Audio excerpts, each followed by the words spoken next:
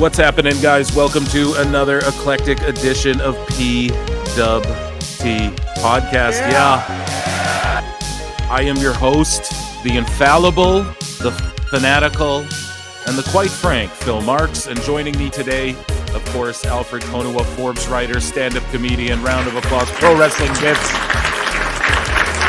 Whoa! I love that you have the receipt that you are indeed subscribed in Swahili. Love to see it. Oh, absolutely, man. On two different channels, too. If you want, I'll switch over to the other one and, two times, too. But yeah, Pro Wrestling Bits, you guys can see the channel. 26.9K subscribers. I am jealous, my friend. And yes, you all know him. You love him. And, of course, Forbes writer as well. So, Alfred, how have you been since the last time we linked up and had a chance to talk?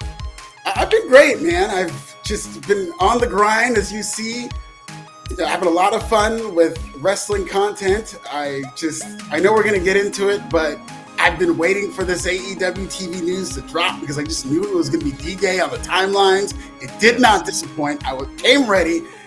So I've just been great. It's been fun covering wrestling content. Between the last time we talked to now, Cousin Phil himself attended our family reunion, and he told me himself that he enjoys pro wrestling content. So, life has been good. Not that I needed anybody's validation, but it just further proof that more and more people are subscribing in Swahili. And having fun writing Forbes articles, having fun just talking about pro wrestling and doing what I love, doing a lot of stand-up. Just got back. I was just going to ask, are you getting up? Yeah. I was at a comedy festival, the Big Pine Comedy Festival, doing stand-up over the course of 4 days. It was 115 degrees in Chandler, Arizona. One of the shows was outside. It was crazy because I would be in Ubers and I'd be like, man, is it always this hot? And they're like, no, man, last week it was great weather. It was like 90 degrees. And I'm just like, 90 degrees is good weather for you people? So other than that, I had a great time. I can't wait to go back to Arizona. Hopefully not. It's not going to be as hot. Hopefully I can go in the winter. But, I've just been getting up, doing stand-up, writing, living my best life, man. Good, man. Well, I'm glad that's been happening because a lot of people have been living their best lives vicariously through this AEW TV deal, which I want to talk about. And a lot of people have been living their worst lives miserable, bringing your name up, throwing you in these video compilations. We're going to get into all that too. But this AEW TV deal, man, everybody's talked about it already. It's only a day or two old, but I'm sure everybody's given their hot takes. Alfred Konuwa, what is your take on this deal just in general? Are you, there's the argument, AEW is not profitable. Do you think they're profitable? You notice Rampage isn't a part of the deal. What do you make of that? Just give me your sort of breakdown and overall sentiments on the deal itself. I sure hope they're profitable. It's a great deal from the outset. I don't know what they're spending. I don't know the details of that. I'm sure all that's going to come out in due time. I'm glad for the wrestling business that AEW is getting, whether it's 150, 185 million, whatever their average money they're getting. I'm glad that they're re-upped this TV deal. It's something I've seen coming for a while. It took a very long time for them to announce. And now that they've done it, it's good to see. It is good to see in terms of money being in the wrestling business. This is great news for pro wrestling top stars. Great news for Rhea Ripley. I'm not sure the contract details of her. I don't know if she's re-signed, but I do think that she's on her way to free agency negotiation. Rhea Ripley is about to be a billionaire with this. Yeah. You know what I'm saying? A lot of WWE top stars whose contracts are now coming up are about to be the beneficiaries of some bidding wars. Yeah. I will say it's so funny that people are looking at this TV deal and thinking that it corresponds to some type of viewership or how much better the content will be. With AEW, and this is what the Khan family is great at, and this is going to sound like a diss, and it kind of is. It's like a backhanded compliment. The Khan family is so good at existing in mediocrity.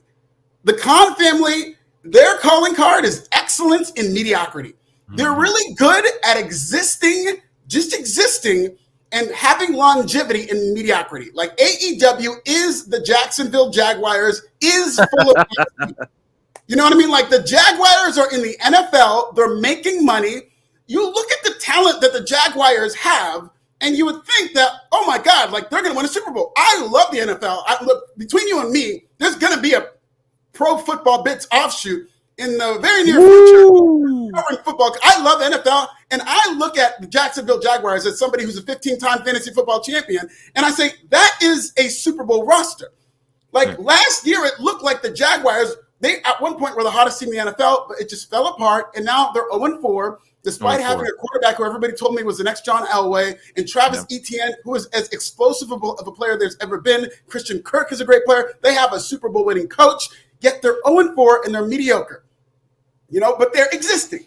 Fulham FC, they're in the Premier League. They got relegated. They won in the EFL in the secondary league, so they came back. But again, nobody's expecting them to win the Premier League title. They're just there. And AEW is a pro wrestling version of that, in that you've got this great roster of wrestlers, and you've got everything right there. You've got the money, you've got the talent, but there's no storylines. The ratings are going down, the attendance is going down, and they're just existing in mediocrity. And that's my fear with AEW moving forward, is that despite all this money, they're going to exist in mediocrity. It's funny, and I'll throw it back to you after this. I watched The Joker last night at the premiere, and it's the same dynamic I have with AEW. I love wrestling. I watch AEW every week, but it sucks, okay? Because the 5-year anniversary sucked. I watched Joker, so excited. And I was expecting something, and what I got was this musical that was disjointed. There was no story. There was a lot of big stars. Joaquin Phoenix is a star. Lady Gaga is a star. Yep. And everything was right there for this great movie. I saw Joker 1. It was an amazing movie. But Joker 2 sucked, despite all the ingredients for a great movie. Yeah. And it's the same dynamic with AEW, seeing to the point where WBD owns DC, and WBD is also part of the AEW universe, where AEW has all this talent, and the show sucks. So it's the same dynamic where it's funny because Marvel was in bed with Netflix for a while, where they were producing a lot of Marvel shows like Luke Cage on Netflix, and WBD's in bed with DC, so they're producing a lot of DC shows. And DC, anybody would argue, sucks. Like, I don't want DC to go out of business, but DC's content is not good. They fumbled Batman versus Superman. Absolutely. They fumbled Black Adam and The Rock, and AEW is fumbling all this great talent over in Jacksonville. Well, you brought up a great point. It's the same one I made on the live show. It's the same one I made on my podcast yesterday. It's the same one I'll make here that you just made. Just because there's a TV deal doesn't mean the creative's going to get all of a sudden better. And that's the proof is in the pudding. The numbers come out. You like to put out the Fast Nationals. People get mad as shit at you about that. So the ratings for Dynamite came out, and they were 6. What were they, my friend? I know you know better than me. 680,000. They were not good. 680. They went down. Yes, not NXT good. Was 895, which is amazing. But especially against the debate. What do you? 26 million people. I mean, you're right, is what I'm getting at here. Okay, like you are absolutely right. Just because they get this deal, it doesn't mean that all of a sudden the creative is going to get better, or all of you people are gonna, like, all the sickos in the IWC are gonna turn out and just start watching the show all of a sudden. Where have you been? I said it from the beginning. If 1 million people were gonna watch Ring of Honor, they would have watched Ring of Honor. So we're at that point with AEW where it's like, if 1 million of you were gonna watch it, or 2 million, it would have happened now. It's not so, especially in 2024. So luckily they're going to streaming, because it takes, let me ask you that. So part of this deal is they're going to streaming. Do you think that removes the element of like, we're debating key demos and what the ratings are for these shows? Like, do you think that will remove that whole talking point or discussion area of discussion, if you will? I don't think it will, because wrestling fans are creatures of habit, and ratings day is what it is. So there's always as long as there's an 18 to 49 number, it will be debated. It will be twisted and turned to fit people's narratives. And hopefully Nielsen is able to evolve the way that they review the ratings so that streaming is included. Netflix is going to host WWE, so they're probably going to have to from that regard. I'm sure I'll be hearing from the insiders in WWE about what those numbers are. Yeah. And the same thing with AEW on Max. And it's funny we talk about streaming. One thing that really does concern me about AEW's deal is they're doing business with the CNN Plus guy. That's what you have to realize. David Zaslav is one of the most hated men in and out of media. He's the guy who ran off the NBA from WBD after over 3 decades. All I've known my entire life is the NBA on TNT, and it's gone now. Yeah. David Zaslav launched what is unequivocally the biggest failure of a streaming company in the history of streaming. From longevity, it's CNN Plus, from the money they lost. And so the fact that the CNN Plus guy thinks it's a good business decision to invest all that money in AEW, to me, it kind of scares me, because AEW, what they need is they need more of an investment in whether it's writing, whether it's creative, whether it's Tony Khan stepping down, bringing in the right people to book the product. But the CNN Plus guy is the one who's investing his money in this, and that does not bode well. With AEW, the changes they make that would make me think that, yes, this is a game changer, which has been a bastardized term. If they brought in Paul Heyman, if they brought in a Nick Khan, if they brought in somebody who behind the scenes can turn AEW around and help draw, if they brought in somebody who's a live event czar, who knew how to promote AEW to a live audience, to do cool things to get people out to the shows. But to bring in, I love Bobby Lashley. I don't have to say this. I've got the blackest YouTube channel. I'm the king of black wrestling media. I love Bobby Lashley. But bringing in the Hurt Business, I don't think is going to turn around AEW, because it's just going to be something else that's fumbled. If you fumble Jade Cargill, I don't have faith you're going to be able to book this black stable and be able to know what makes them work. I agree fully with that as well. So you had talked about, bringing people in and, the CNN guy, etc. Well, it was revealed through this deal that WBD, in fact, does own a stake. They own something, some chunk of AEW. I had predicted that for a long ass time. That's the only reason they were allowing AEW to play around and wait for them this long to announce a deal, in my opinion. I'm like, they own a bit of it and they're just taking a bit off the top from everything, That's at least my opinion. I don't know, but it's been revealed, I guess, they own a chunk. What do you make of that? Did you always think that, or is that news to you? Or, how do you feel about that? No, it's not news to me. I'd always heard the same thing, and to this day, I don't know how much of that chunk WBD owns. It does speak to the profitability. Like, I don't know if that helps AEW being profitable, how much they have to give in terms of WBD's stake, because that ownership is something else. Like, the more money they make, the more that goes to WBD, because it's a percentage. Yeah. And from a standpoint, it's like, I think it's a good thing. I don't know how much WBD owns. Depending on how much they own, I think it's a good thing that this network has a vested interest in AEW, because WBD owning AEW doesn't make it as expendable. It means that they do have incentive for AEW to get better. At the same time, it is another cost in addition to the payments they're going to have to make to the talent and the production costs, which are vast for weekly live television, the extra 2 hours they're going to have.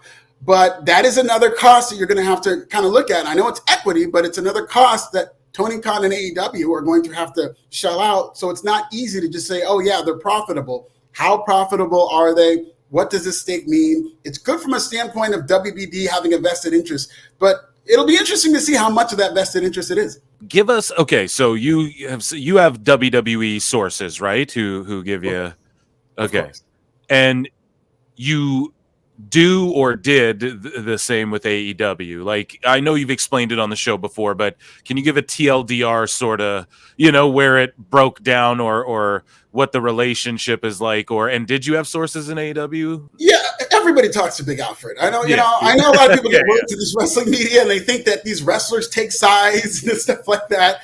My DMs are wide open and I hear from everybody. That's all I'm going to say in terms of who I hear for, but I hear things. People talk to me, and it's so funny that people call me a journalist. Like, thanks. I appreciate that. I guess the wrestling media is so weak that they had to come from me. And I write for Forbes, yes, but Forbes came looking for me, and I'm a columnist, and I get paid for my opinion. And yes, there's things that I report because people come to me with information, and if I decide that I want to make that part of my narrative, okay.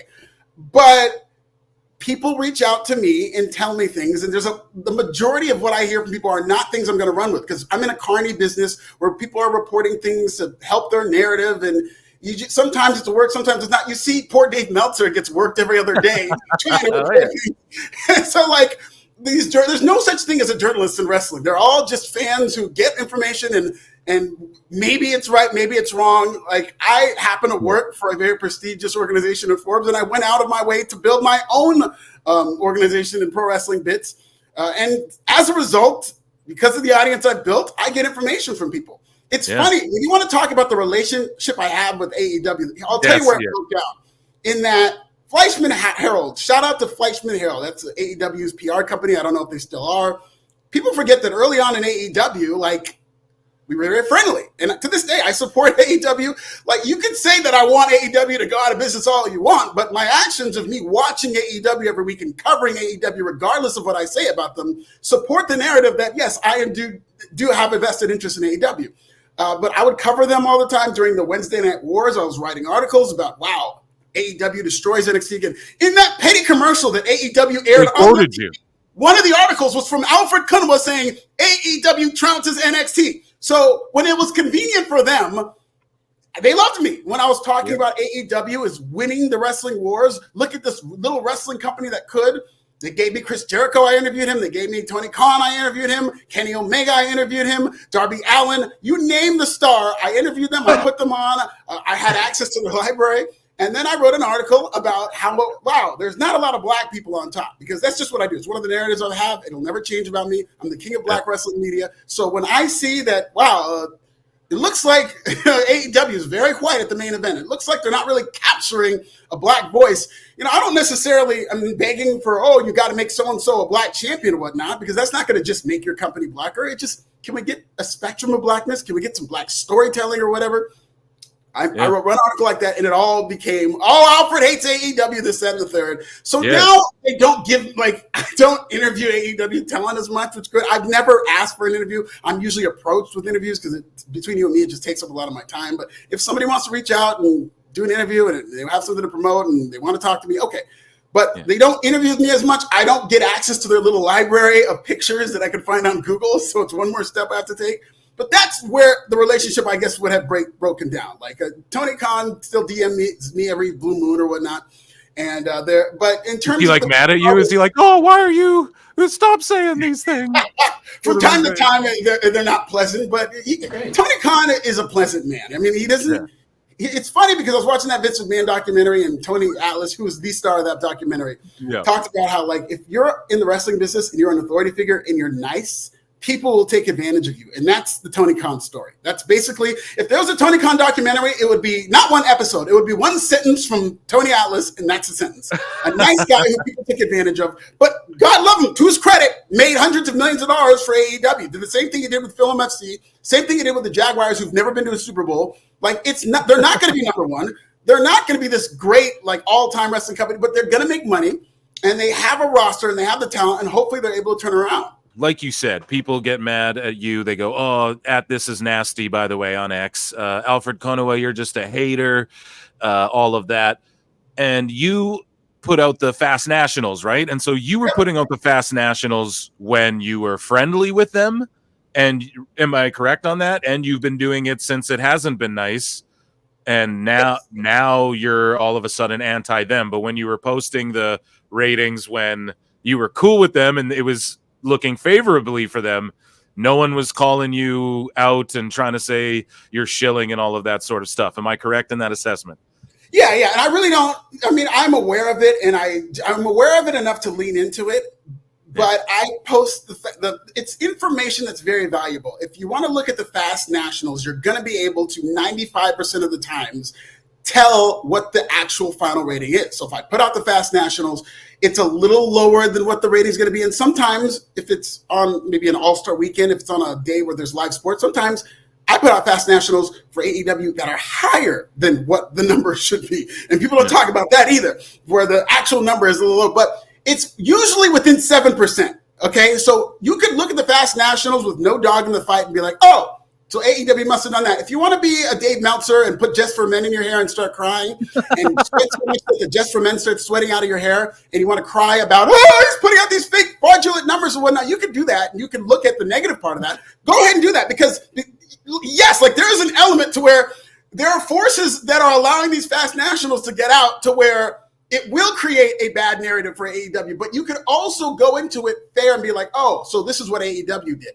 And to not put out Fast Nationals, to hide what AEW did in the ratings before the final numbers come out, that is just as unethical as putting them out. Like, you're protecting AEW so that there's not a bad narrative about them. That is the same thing as putting out Fast Nationals. So I really don't pay attention to what's ethical, what's not. If I get information that I think will tell me the story early. The people who follow me, it's like they'll see the Fast Nationals, and then the real number will come out. It's like, yeah, we know that they did about that. We saw the Fast Nationals. It's like we know, and so you're going to be more informed. So, but TK was cool. Just to clarify for the folks listening, TK was cool when you were putting out ratings that were favorable for them. I don't know if TK was cool. So the IWC, were they attacking you when the ratings were favorable for them? No, like I would be the wrong person to ask about what people say. Like, I really don't read the comments. There are great things said about me as much as they aren't. I will say that there's a lot of times that the Fast Nationals will come out higher and they're inflated numbers, and then the final numbers come back like lower, and there's no attacking and stuff like that. But okay, that's what. Yeah. Once the narrative was created, and this is more so a Dave Meltzer thing, that the narrative was created that like, oh, these numbers only come out when it's bad for AEW, which is not all the way false. Sometimes they're good for AEW, sometimes they're bad for AEW. But once that narrative got into people's head that, oh, these Fast Nationals only come out when AEW does poorly, then anytime they come out, it's like, oh, how dare him. And okay, yeah. Speaking of Dave, with, he's got Mrs. Spray Tan in his hair these days. So here I wrote a tale of two Meltzers. Now I realized hours later, AEW Neckbeards tweeted out a tale of two Daves, and Raj Giri tweeted out a tale of two tweets. So we were all on the same wavelength. I didn't mean to steal his joke. But either way, I put it out here, a tale of two Meltzers. So here's what he does with the ratings, and this is what drives everybody nuts. So NXT, he goes, NXT did 895,000, 0.26 last night. Premiere usually is, actually much higher than the show settles in at. Brian, week 3 to 4 is when you really get a better feel for it, right? So wasn't there a vice presidential debate going on that night, and like a baseball playoffs and everything? So he doesn't say shit. And then this Dynamite 5-year anniversary, which I will say wasn't that good. I like they were in a smaller building and the building was well lit. I thought aesthetically the production of it was nice for once. They were able to film around the whole building. Yes. I thought that was good for once. But yeah, I think they dropped the ball on a few things. But Dave Meltzer goes, AEW did 680K and a .20 going 30 plus minutes long hurt, plus 2 baseball playoff games and larger than usual news ratings. So he doesn't even bring up the whole ass vice presidential debate, but he brings up higher than usual news ratings, bro. Insane, man. What do you make of Dave when he does shit like this? Dave Meltzer is biased, and there's nothing wrong with that. I think fair is the most bullshit word in the dictionary. I don't give a fuck about being fair. Maybe it's because I'm a black kid who grew up in the suburbs, and I'm not saying I had a bad childhood. It's the opposite. I had a great childhood. I grew up with a great childhood. My parents are all educated. They gave me all the childhood I could want and more. I had great resources. What was unfair about it is I would look around and I'd say, where are all the other black kids who are having a great childhood like me? And I learned at an early age, we're the family that are the glitch in the matrix. Yeah. Like, the reason we're the only black family having a good childhood is because it's not normal for black people to have this good childhood. Like, most black families are in situations where they're in America, they don't have the resources that most other families have, and they're in broken households and whatnot. We're the glitch in the matrix. So I learned at an early age that life's not fair. So I've never given a fuck about fair. Dave Meltzer is not fair, and there's nothing wrong with that. What I have a problem with is this perception that Dave Meltzer tries desperately, failingly to put out that I'm not in the tank for anybody, when everybody knows he values New Japan matches more than he does WWE matches. Yeah. He'll give 5-star matches to AEW match, whatever that means, more than WWE. He is definitely in the tank from Tony Khan. Tony Khan, as I've said many times, he learned from Dave Meltzer. He used to be a junior correspondent for the Wrestling Observer newsletter, which is like being the editor of the school paper and the school shooter. So Tony Khan learned from Dave Meltzer. Tony Khan's style of wrestling reflects what Dave Meltzer likes. So, of course, Dave Meltzer is going to be partial to that. It shows in the tale of two Meltzers. He's very, very biased toward AEW. And everybody knows it. Everybody's going to call him out on it. And so if you want to say, Alfred, you criticize AEW more than you do WWE. Yep. I think AEW sucks right now. I'm not going to say something nice about AEW just because I said something mean about WWE, or say something nice about AEW just because I said something mean about them, or just because I said something nice about WWE. I'm going to criticize AEW because it sucks right now, similar to my dynamic with Marvel and DC. I'm a comic book guy. I grew up reading Batman comic books. Those are my favorite comic books. So essentially, I'm kind of a DC guy. But the MCU and that Marvel Cinematic Universe, that golden run that they did with the Civil Wars, some of the greatest cinema I've ever seen. Yep. Batman versus Superman, on the other hand, sucked. The Joker 2 sucked. So I'm going to criticize DC more than I criticize Marvel, but I'm going to watch both. So, yes, I am anti-AEW from the standpoint that the product sucks right now, and I'm going to call them out. The best guy is Tony Khan.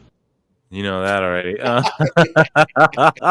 But how entertaining is that Brian Alvarez, Dave Meltzer divorce? Like, oh my God, I cannot wait. I'm doing a piece about it right now about this divorce and all these arguments that they've been having. And Brian Alvarez is just like the younger wife who her 60-year-old husband that she married for money is starting to piss her off. And so they're going for a divorce, and it's going to be ugly. Me and you got to like recreate their argument, where I'm like doing Dave and you're doing Brian or the other way. Brian, that's the funniest thing ever. Dude, and what else did he say? He said Sol Ruca versus, I think Kalani Jordan was a gymnastics routine, whatever. And then he's like 2 stars or whatever he gave it. And then he gave Ospreay and Ricochet from last night, or from Wednesday, pardon me, Time Cop. He gave it like 5 stars or 4.5 stars or something like that. Not that his stars matter, but it just like, how is the Ricochet Will Ospreay match not choreographed gymnastics too? It's just crazy. Like Dave just likes male gymnastics more than he likes women's gymnastics. That's all there is to it. It's like, of course they're going to say, they just did moves and they just did flips, and then you see Ricochet and Will Ospreay for no reason at all, with no story, in one of both these guys' matches, doing all these flips, and somehow, because I guess their flips had more testosterone in them, Dave Meltzer decided that was a better rating. And the only flips he likes more than male gymnastics is mental gymnastics, because that's so here. But just speaking of people getting mad at you and stuff like that, you were included in this crazy. So we do this segment, right? Called the Sickos. So this is the IWC Sickos, and one of them made a video about, you were in it, like featured heavily. This is AEW Defender presents You Were Wrong, I guess, Alfred. So let's see it. Let's get it.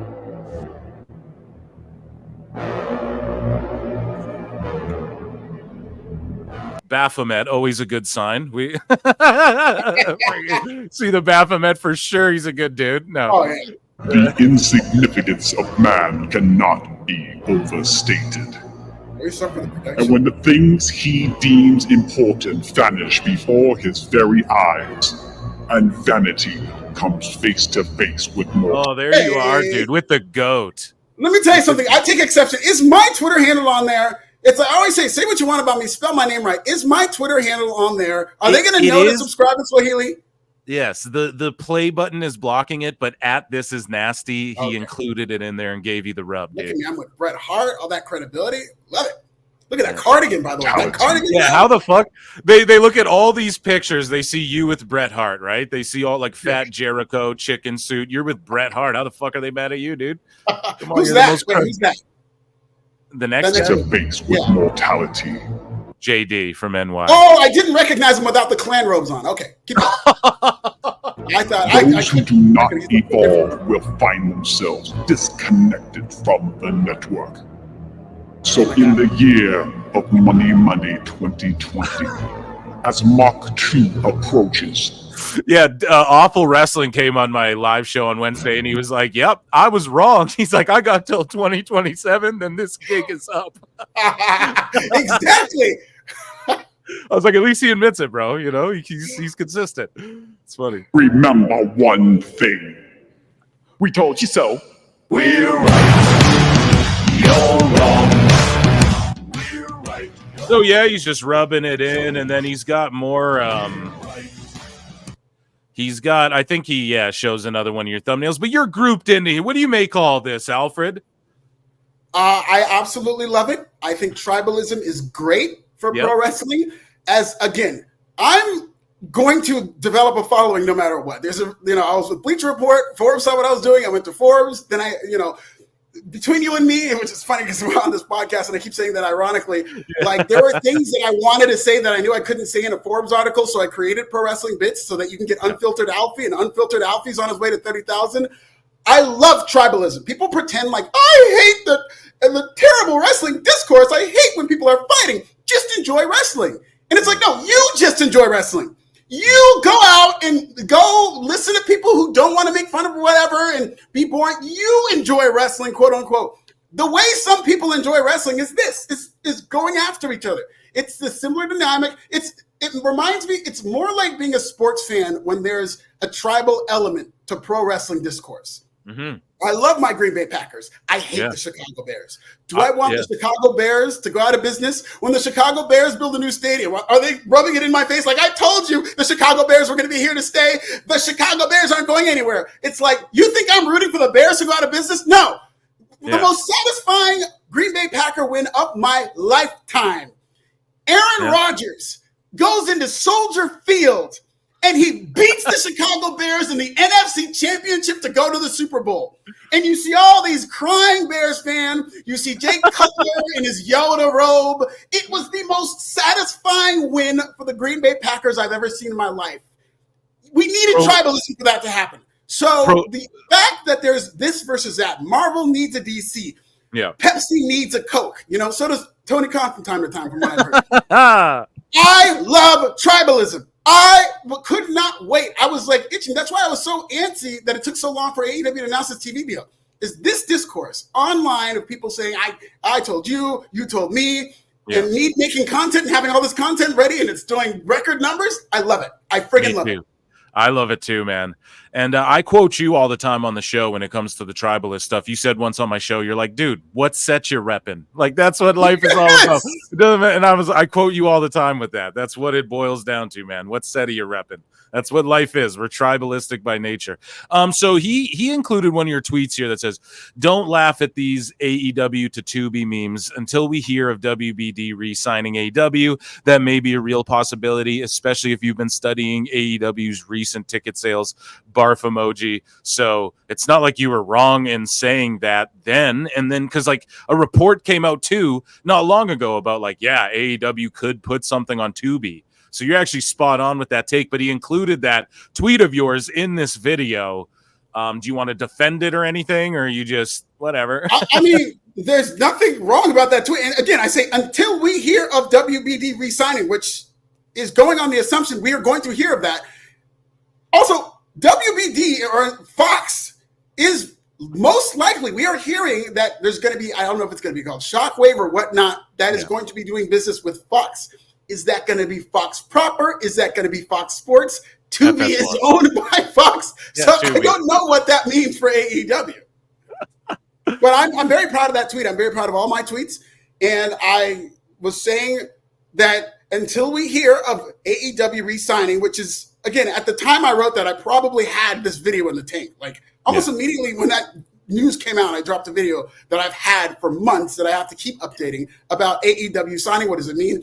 And I will say one of my biggest videos of the year was a preview of what does AEW's new TV deal looks like. So I've been covering, I write for the business of pro wrestling, I cover when it comes to the money in pro wrestling, and the biggest business story of this year is AEW's TV deal. And you knew, based on how weak WBD is, based on how bad of a businessman David Zaslav is, he is in a position where he needs AEW because compared to the other programming they do, the 18 to 49s are pretty solid.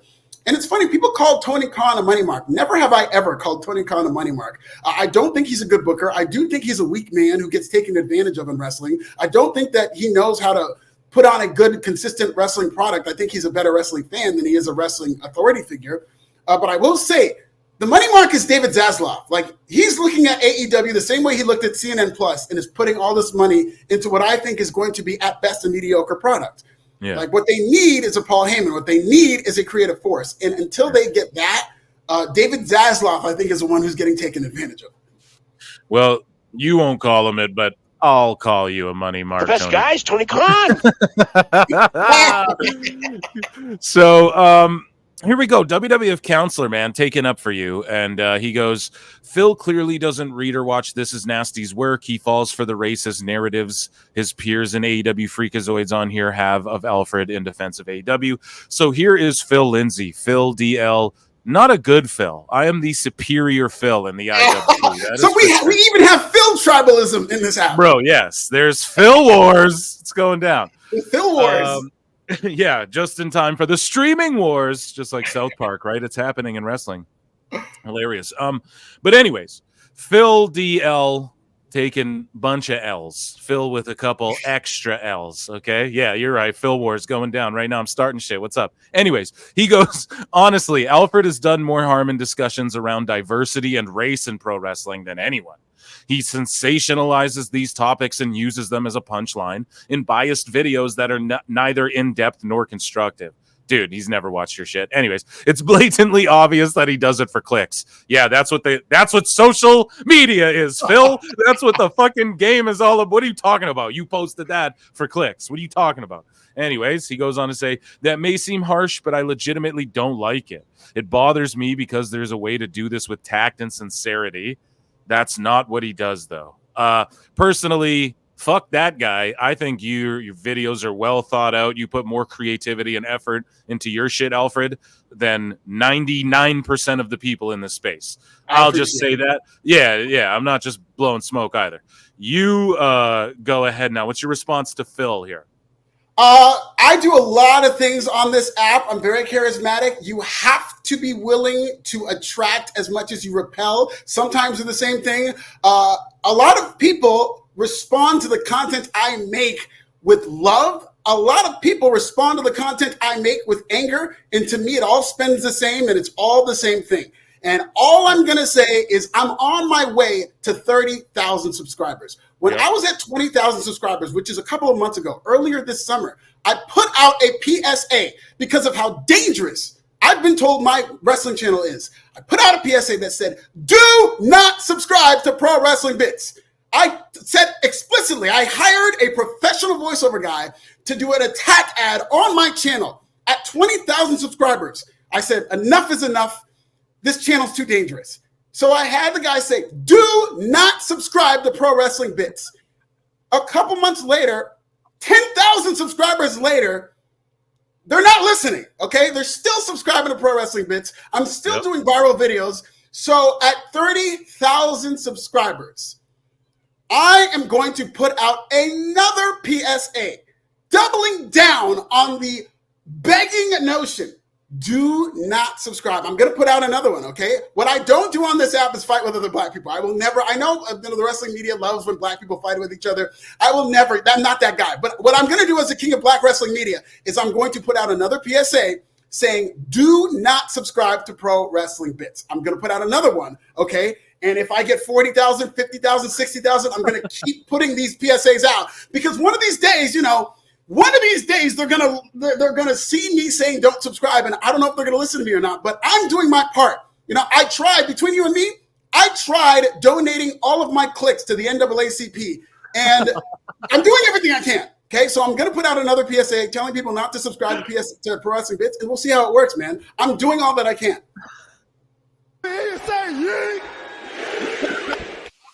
Wait for that, bro. Yeah, I just saw that floating around, and I love that you come on and just address this stuff head on, man. And yeah, that's why I'm telling you, man. I try to tell people not to subscribe to Pro Wrestling Bits, and 10,000 subscribers in a summer. It's ridiculous. I know, bro. Since like the last time you came on, I swear to God. So JD from NY, you had touched on him earlier, but he had this to say to Rajgiri. JD says, they don't care anymore. They got their money. This will be the trend, and their fan base will continue to brainwash by management. Gabagool.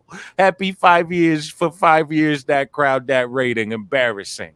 So I felt like, I don't know, man. I hear these, I see these takes, and I'm like, damn, dude, you're like 2 years behind. You know, saying shit like this. So I don't know, but what do you make of him? He's going hard. He's included in that video with you. Some would say he was one of the biggest AEW Shillingtons along the way. Oh, 100%. He's only doing this because he's copying me. He saw how successful I am. I will say, all I have to say about this, so impressed that he fired off a tweet without the N-word. Like, that's improvement. I mean, I was waiting to see, like, oh my God, he's reading a JD tweet. How is he going to get around saying the N-word? There's no N-word to speak of. That is so impressive. Because there are so many people who have a problem with Hulk Hogan, And it's such cowardly shit because they know Hulk Hogan's not going to see their tweets. They know Hulk Hogan's not going to see you criticizing him for being a racist and saying all this racist stuff. But nobody has that smoke. Or, of course people do, but I've never really hear people go hard at JD from Proud Boys 2'6" for saying racist shit. And that's a lot of what my channel is talking about Cousin Jerry's racism. So, yeah, it's more garden variety stuff to try to, I guess, be on the right side of history. Who knows? It's just, I will only say that I'm very impressed that I saw that tweet and the N-word wasn't there because I got a little nervous.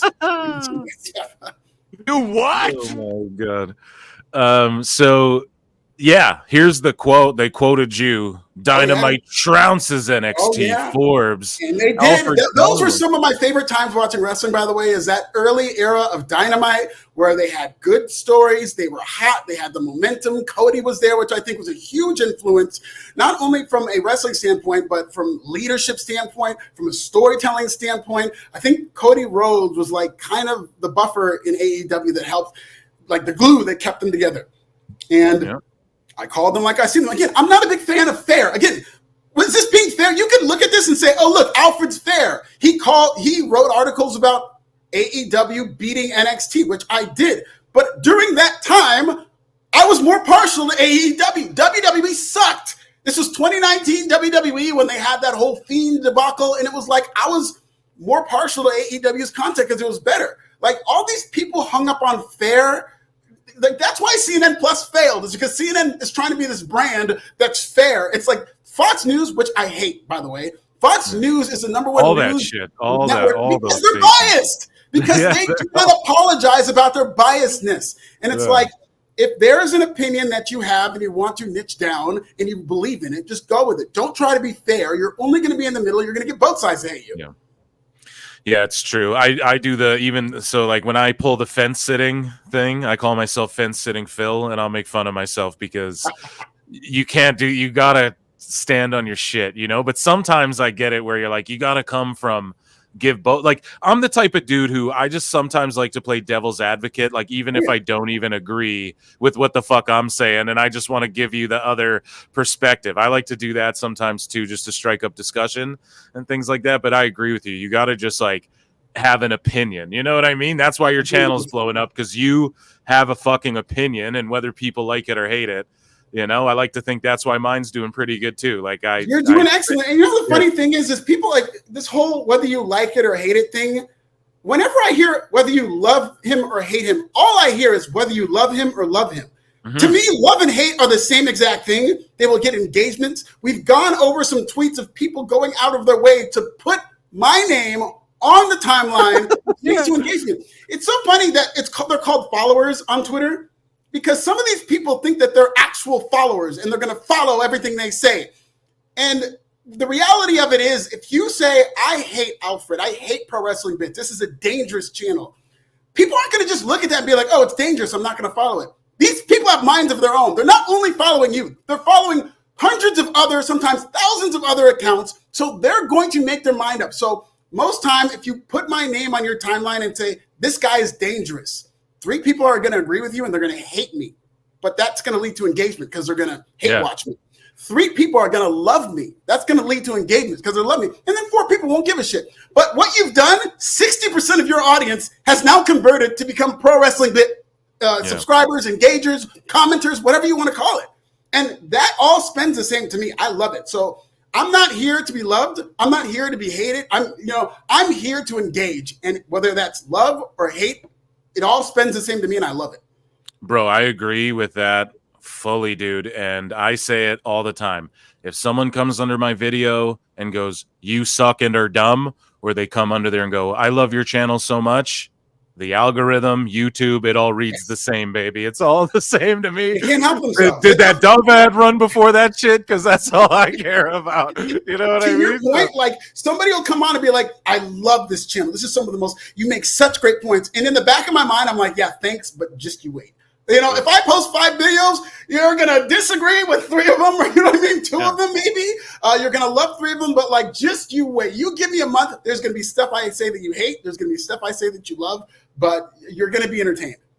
Well, speaking of being entertained and love-hate, here's Tony Khan, just being a geek, and let's celebrate it and have a laugh. Let's go. We have just secured the bag because we have just secured the bag. Dude, I'm putting that on my soundboard. That is amazing. Oh my God, we just secured the bag, he said. We've just secured the bag. We have secured the bag. It is secured. It is in the Jacksonville Department of Security. It is secured. I love it. Dude, I would fucking love to hang out with Tony Khan. I think we'd be bros. Joey Janela confirms something. I saw this earlier. No one's really talking about it. So Janela says this was referring to, pardon me, I'm Meltzering out here. Nick Gage, this is back when he carved, Jericho with the pizza cutter. And then the Domino's ad came up. So I can't play it, or Don Stevens will Don Stevens me. And but yeah, the ad pops up somewhere. I don't know if it's in this video, whatever. Janela piped in and said, this was 100% unplanned. Domino's was pissed, Tony was pissed, and the network was pissed.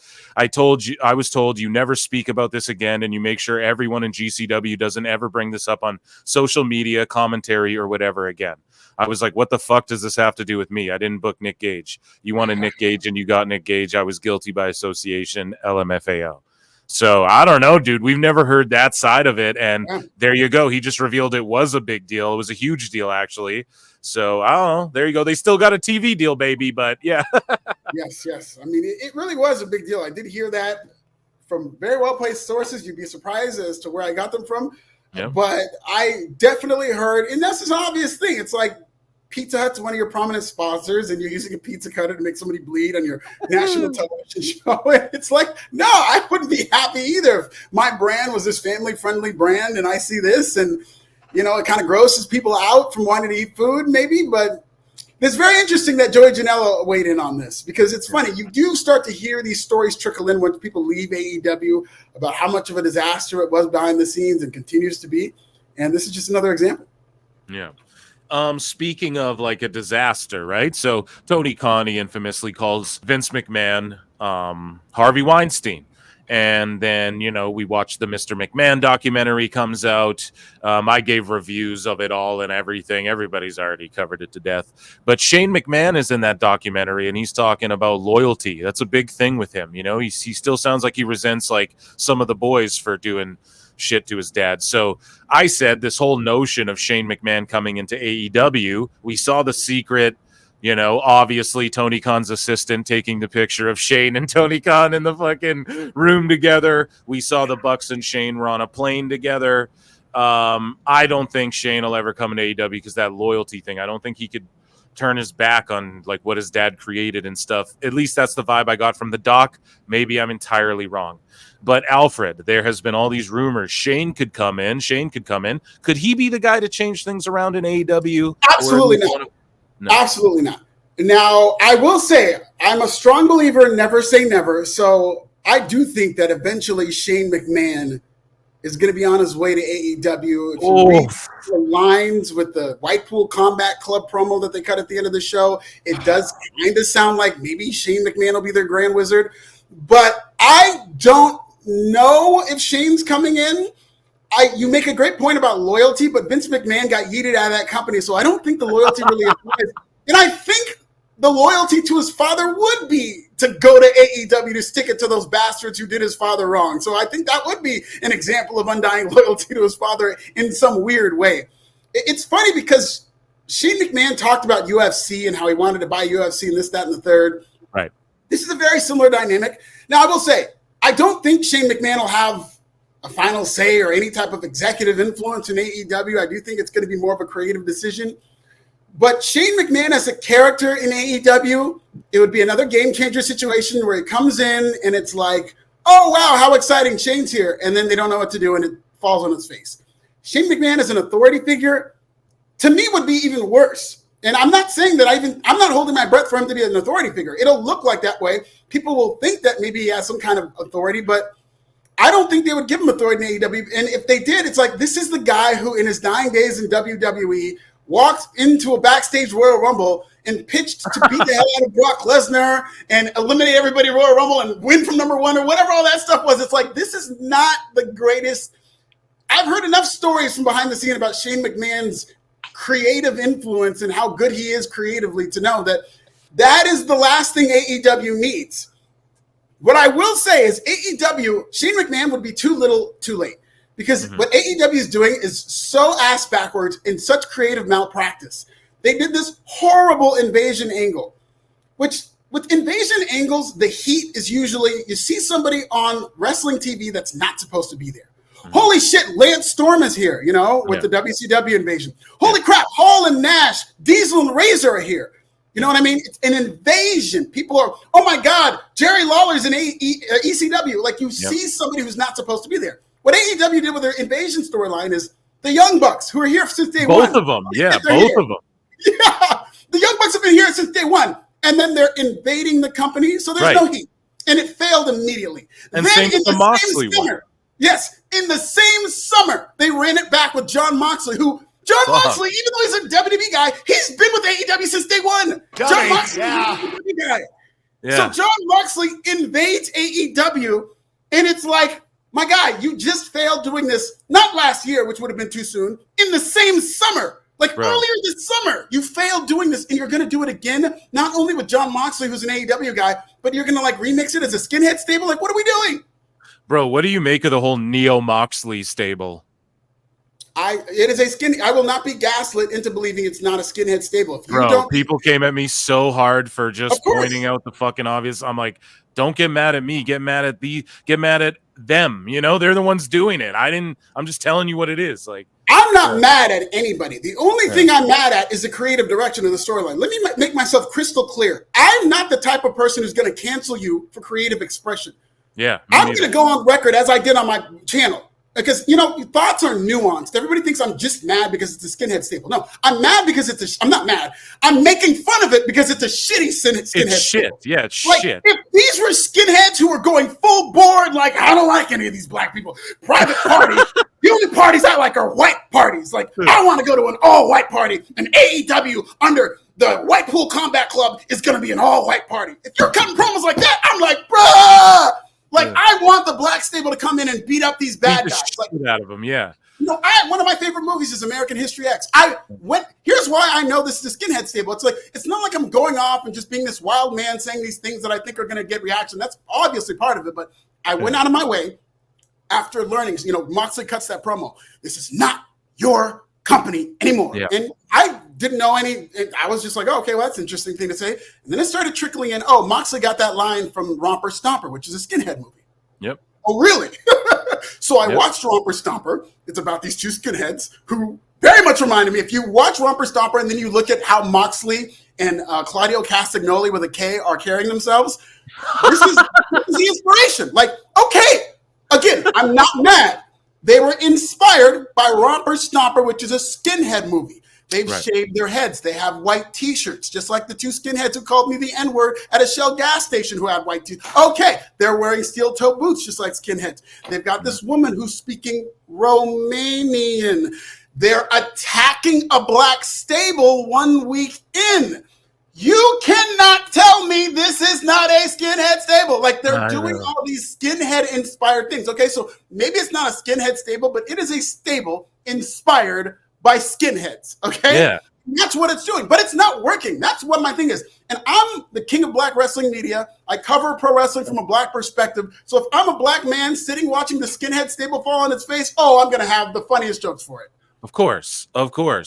And also Claudio tweeted out to Moxley like a picture of them, and he said the white tigers, the white knight. Yeah, sorry, the white knight. Let me tell you something about the white knight. Yeah. I want you, I don't care who you are, go on your Googles right now and just type in the white knight. Don't type in anything else. Just type in the term the white knight. Actually, I want you to do it and tell me what comes up. Because when I type in the white knight and I just type in the white knight or the white knights, the first thing that comes up, or one of the first things that comes up, is white knights of the Ku Klux Klan. So it's like, there's no coincidence that he's saying the white knights. They're leaning into skinhead culture. And listen, Bad people are bad people. Like AEW is an adult-oriented wrestling program, so they have the leisure where they're not TV PG, and their heels. I want to see more heels who lean into like the type of rotten people are here. I want to see heels who are Trump supporters. I want to see heels who are racist. There's a payoff. Like, they're not supporting. You're a heel. Like, it's one thing if you make the baby faced racist. Okay, they don't have a problem philosophically with that. But if you make heels, I want to rage a race war with AEW, and I'm a racist. But then, like, the Hurt Business is going to come in and be the baby faces, and we're going to get okay. Tell me a good story. But if it's a shitty skinhead stable. And again, here's the thing. I watched Romper Stomper. Good movie. I would recommend Romper Stomper. It's a solid movie. But after watching that, watching AEW, it's like watching Shakespeare in the Park. It's like you're watching a shitty version of Romper Stomper. Oh, yeah. See, I won't watch it because I just have zero interest in it. But yeah, I covered it on the show. There's some guy with a YouTube channel himself who breaks down scene for scene how Moxley, I EFAP'd it. And yes. Moxley... He does scene for scene. He did it with Shivani, the way he like pokes at him and all that stuff. But bringing it back to Shane, though, do you think Shane? We're just like, hey, so what about Shane McMahon? Yeah, they're doing a skinhead still. No, well, we got to talk about it. That's why you're here, bro. Yeah. But to bring it back to Shane, though, because you had said something, he could be the Grand Wizard. Do you? Yeah. In this fictional thing, right? Not in real life, folks. So, why does Shane do this? For money? To get back at WWE? Would he take part in a Neo-Moxley angle? Do you think that's like is that something even he creatively? I know we kind of touched on it, but I just don't see what would be in it for Shane. He doesn't need money, but the documentary, and we all just know, if you're a mark, like his creativity, his dad never really gave him that, validation, sort of the way like Vince's dad never gave him the validation. Okay. So I could see maybe that being motivation. But what would be the point? Oh, we're going to take down WWE or like help them with, I just don't see what he could do other than show up and be a TV character. And like you said, it would be too little too late. So like, what do you think the motivation would be like, or could you elaborate on that a bit more? It's not a war against WWE. Like they're waging war against AEW. So what you do need is somebody who, from a perception standpoint, is not supposed to be there. It's like we're going to take over AEW. Well, you do that with somebody prominent name from outside of AEW. And Shane McMahon fits the bill. But yes, like we've been talking about. Does he give a shit about that, though? Sorry to interrupt. Right. Like, it's too little too late. I don't think he does give a shit about that. Yeah, I don't know what his angle would be in terms of, like, I get it from a standpoint of we're going to wage war on AEW. Okay, Shane McMahon is here to take over AEW. But the whole, like, nuances of, like, Shane McMahon's not going to shave his head. I don't think he's going to shave his head. I don't think Shane McMahon is going to kind of lead. I think he's just going to be the leader, and I think he's going to – I don't think any of his rhetoric is going to tie into Romper Stomper or to what John Moxley and them are leaning into. But I do think he's going to be the overlord and the grand wizard. I just don't know. So he's going to go ahead like with WWE. You think like really? I just don't know if he would do that. I'm so torn on it, but I guess maybe that's a bit. If he does show up, I'll pop for it. I'll be like, holy shit, they actually did something kind of crazy. But unless the story, this might be a ploy for Shane McMahon. This might be a game Shane McMahon is playing to get back into WWE. Let me tell you something right now. I don't care what anybody says. WWE, that competitive spirit that defined Vince McMahon still runs through the veins of WWE. These people who run WWE, a lot of stuff they learn from Vince McMahon. That's why he's not been wholesale canceled by the people within WWE. You still hear Mercedes Mone was saying stuff about Vince McMahon to his defense, like, but this is a woman in wrestling who was done wrong by Vince McMahon, who is still somewhat taking up for Vince. So that competitive nature of WWE seeing that Shane McMahon might go to AEW, I haven't heard anything, but I just know enough about WWE and how they operate to know. I can guarantee you, calls have been made to Shane McMahon to the degree of what's it going to take for you to show up on Bad Blood this weekend, I'm not saying that. I know you're not saying, I'm saying that WWE wants the moment that there's so much energy of Shane McMahon might go to AEW. WWE is dying for, at the very least, that moment of Shane McMahon doing his strut out onto the stage, you know, of a WWE show, whether it's a surprise Royal Rumble appearance, I don't know. But WWE does not want Shane McMahon on AEW television. It wouldn't mean anything. I don't think it would be a temporary pop like what every AEW free agent is. But this is a game that I think Shane McMahon might be playing to get back in the good graces of WWE. But I don't think he would be opposed to go to AEW. What's his theme song? Here comes the dollars. Dollar, dollar, dollar, dollar, dollar, dollar. I mean, here comes the skinhead. Here comes the Nazi. Here comes the Nazi. Nazi. Oh man, no, dude. Especially he does. He's like good stepping instead of strutting. And listen, Shane McMahon has always been the blackest McMahon. He wears Jordans and run out, so maybe he'll balance out the culture of the White Pool Combat Club. Yeah, dude, he loves baseball jerseys and dollar bills, y'all. Right? So Mone, though, you brought her up, and is this how Mone spells her name? Because that accent is backwards, bro. Like, I'm French. This Mone, that's an S sound, not an A sound. The accent has to go the other way for it to be an A sound, at least en français. But she was talking about Shane, and she goes, seeing Shane's incredible heart and passion for wrestling makes me think he has a lot of unfinished business. It also makes me think, is Shane coming to AEW? I'm here for it, and I'm sure our roster is too. Regardless, it just seems like Shane belongs in the wrestling business. I admit it, if he doesn't come back to wrestling, it will make me sad for him. So that was in her magazine, and in the same edition, she also put over Vince, sort of like you said. Well, not put him over, but was like, On the Mr. McMahon doc, Mone says, he is the genius and the reason we all have the level of fame, money, and a success we all do. Honestly, I was a little disappointed, and I didn't feel like there was too much new for me. I'll say this, as I watched, I couldn't believe that I got to work for Vince. What a crazy genius he is, and how he really elevated wrestling and the whole stratosphere. Trademark Trish. He created a universe fans have enjoyed for decades and still do. He made wrestling larger than life. So, dude, there you go. She put him over. Listen, if we've learned anything over these recent years of everybody getting canceled. I mean, we're 10 years away from nobody's going to be famous anymore and everybody's going to get canceled for everything. Like, we've learned enough. And this is something I always hear because so many prominent names. It's something you're hearing with Diddy. Can you separate the art from the artist? Yes! Like, we're human beings. But you're not like R. Kelly, Michael Jackson. You name it. You can separate the art from the artist. You cannot take away the fact that Vince McMahon built the most successful pro wrestling company in the world. And I don't know why people are so surprised, but to be great in wrestling, whether it's as a great wrestler, whether it's as a great promoter, I mean, these are wrestling. If you want to get into the nuts and bolts, is one of the dirtiest, skeeviest businesses. Like, Hulk Hogan was very prominent on this documentary. He is arguably the biggest star in wrestling history. And this man has skeletons in his closets. Like, we all know, whether it's the steroids, whether it's the N-word controversy, this is one of the dirtiest, grimiest men who've ever walked the face of the earth. I love Stone Cold Steve Austin, the character. We could have gotten a documentary about Stone Cold Steve Austin behind the scenes. If you want to tell that story, I'm not going to get into that. But it's like, you cannot tell me that there's anybody prominent in pro wrestling, whether or entertainment in general, who didn't break some omelets in order to get there. That's just the ugly reality of being famous. It's the ugly reality of entertainment. I'm not saying it's okay. But I am saying don't expect people to just completely, as humans, say, well, I'm done with Vince McMahon.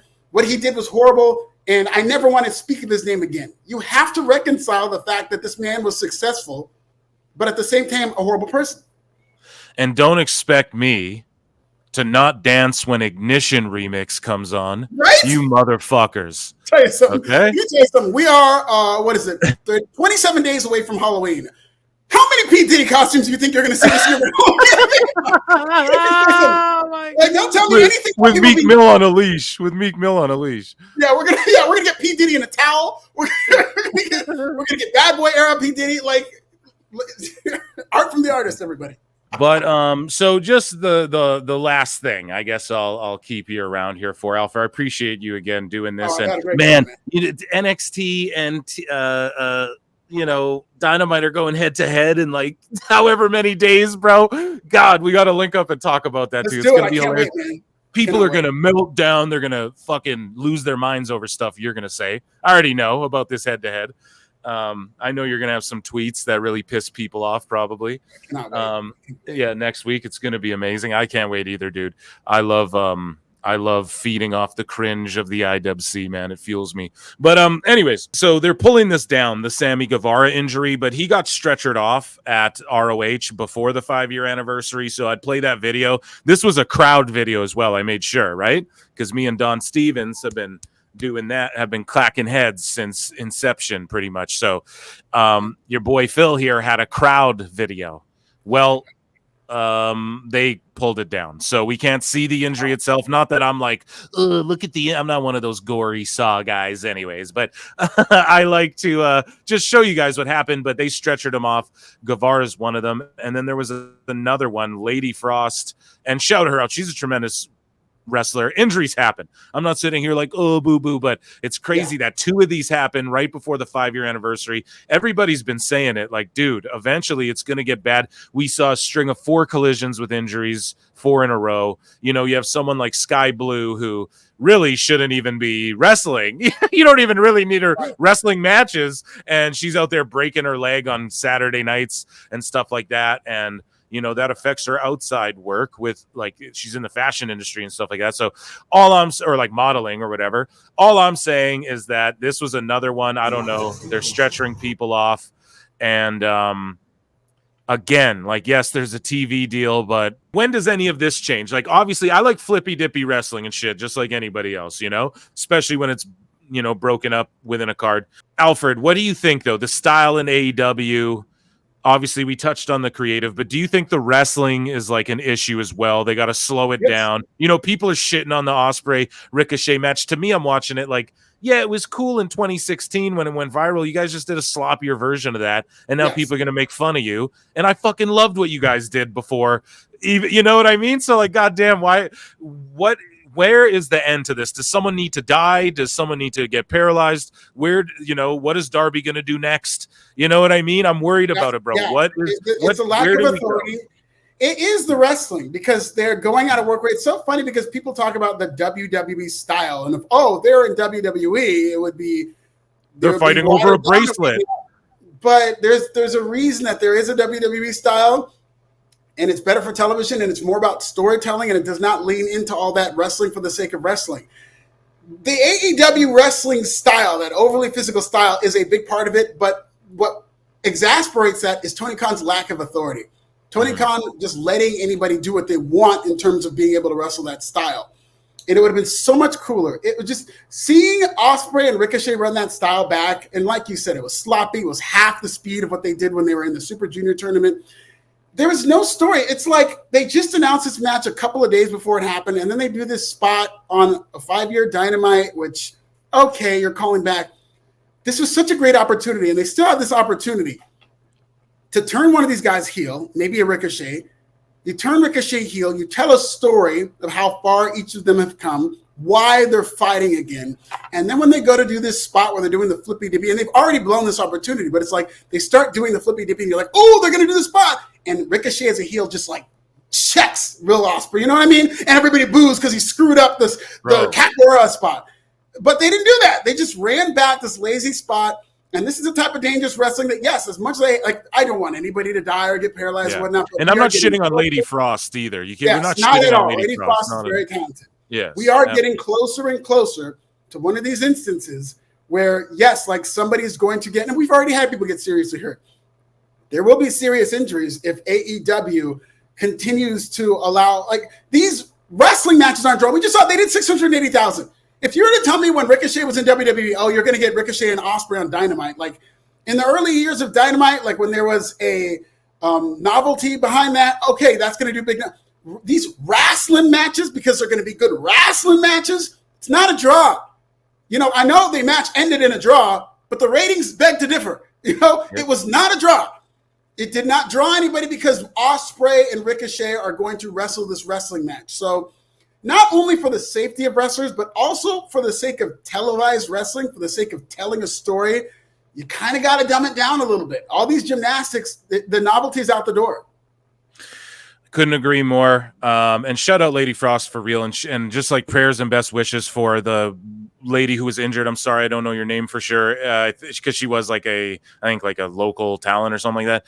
And then, or maybe I'm wrong about that. I apologize. And then Guevara, I think, hurt himself. And I mean, I'm not going to shit on a guy when he's down, but like, you just came back. I don't know. Like, dude, he's always flipping off stuff and everything. So I wish him a speedy recovery.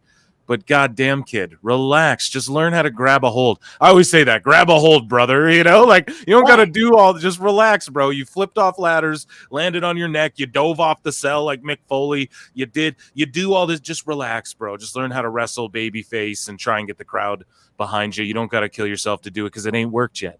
So just go, oh, it hasn't worked yet? Oh, I'll relax next time because, bro, you just had a kid. Chill, bro. I care about you, bro. I care about you, all right? Not to get all sappy here and emotional damage.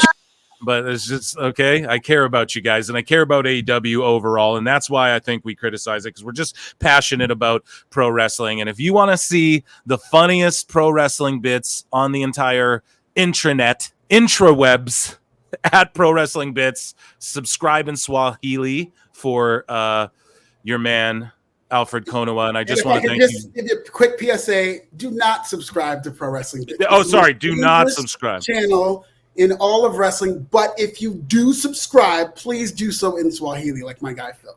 Yeah, my bad. I do not subscribe. Sorry, I forgot the PSA. Yeah. My bad. I botched the bit. But anyways, but dude, I appreciate you being here. I can't wait till we can link up again. Welcome anytime. Bad Blood, I'm doing a live stream. Watch along. I don't know. You want to pop in, cut a promo or something and dip out. You're welcome to do that too. Hey, I don't know. I might be free for that. I'll be covering it live, but I might be free to drop in. But even if I don't, after, the Tuesday head-to-head Dynamite and NXT, I would love to come through sometime that week. Yeah, maybe you come on the Wednesday live or something like that the day after or something. Who knows? Whatever. Either way, Alfred Konuwa, ladies and gentlemen, Forbes writer, comedian, at This Is Nasty on X. Round of applause. And I had a great time talking to you, man. You're so fun to talk wrestling with. You're one of my favorite people to talk about wrestling with. Love Pro Wrestling Times. You're doing a great job. Your channel continues to grow, and as long as you just keep on the grind, man, that's all that's going to happen. Thank you so much. And yeah, we're almost at 5K subs. So guys, run those up. The other channel's at I think on the way to 2K. So run that up too. And yeah, ditto, man. You're the best, absolute best. And yeah, we will see you guys with other shows. I got some cool guests lined up as well. Maybe none as cool as Alfred over here. But yeah, thanks again for doing this. And guys, we'll see you in the upside.